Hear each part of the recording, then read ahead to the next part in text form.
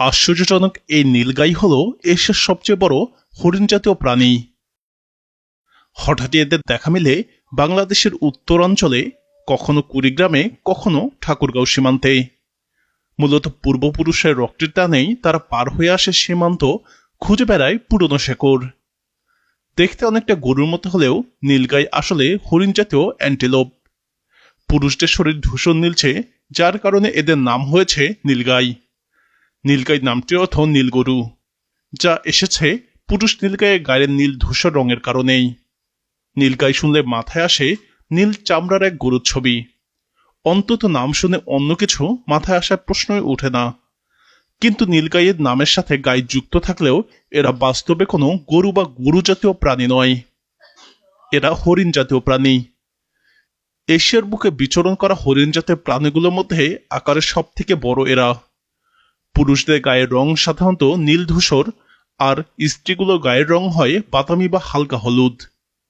পুরুষদের মাথায় দুটো ছোট শিং থাকে, আর স্ত্রীরা থাকে শিংহীন।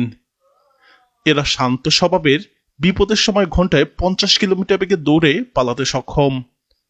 অনেক ধর্মে এদেরকে পবিত্র মনে করা হয়, তাই ভারতের অনেক এলাকায় কেউ এদেরকে মারে না।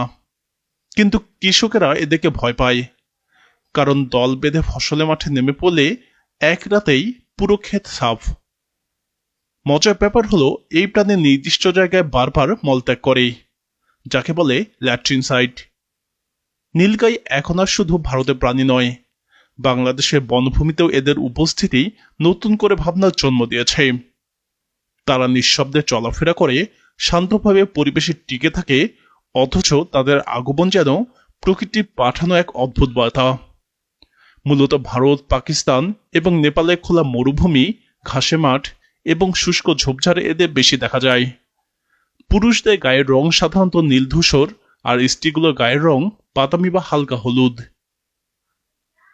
এদের লম্বা গলা, শক্ত গঠন আর খাড়া দুটি শিং থাকে। নীলগাই সাধারণত দলবদ্ধভাবে ঘুরে বেড়ায় এবং খুবই চঞ্চল ও সতর্ক প্রকৃতির।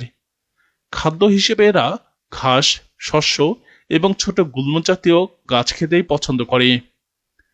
কৃষি জমিতে ঢুকে পড়ার কারণে নীলগাই অনেক সময় চাষিদের সমস্যার কারণ হয়ে দাঁড়ায়। ভারতের কিছু অঞ্চলে এটি ধর্মীয়ভাবে পবিত্র মনে করে হত্যা নিষিদ্ধ, ফলে অনেক জায়গায় এদের সংখ্যা অস্বাভাবিকভাবে বেড়ে গেছে।